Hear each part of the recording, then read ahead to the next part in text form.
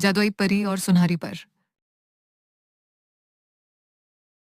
निकी ननू ने हैरत से देखा। एक खूबसूरत परी रंगीन रोशनियों के साथ सामने आई। परी ने कहा, हेलो निकी, मैं तुम्हारे लिए एक तोहफा लाई हूँ।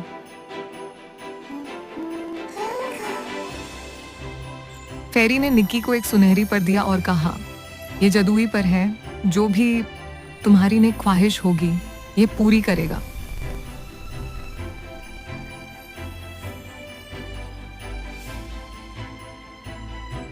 निकी ने पर हाथ में लिया और कहा, काश मुझे रंगीन तितलियां मिल जाएं। अचानक रंगीन तितलियां उड़ने लगीं। निकी खुशी से हंस पड़ी।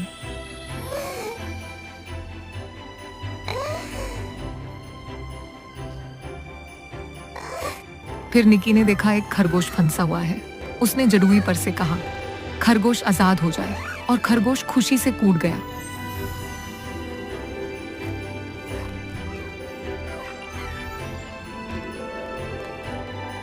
फेरी ने कहा, निकी, जादू हमेशा दूसरों की मदद के लिए इस्तेमाल करना, यही असल खुशी है। निकी ने कहा, जी फेरी, मैं वादा करती हूँ। क्या आपको निकी नानू की ये कहानी पसंद आई? मजीद जादुई कहानियों के लिए चैनल को सब्सक्राइब करें।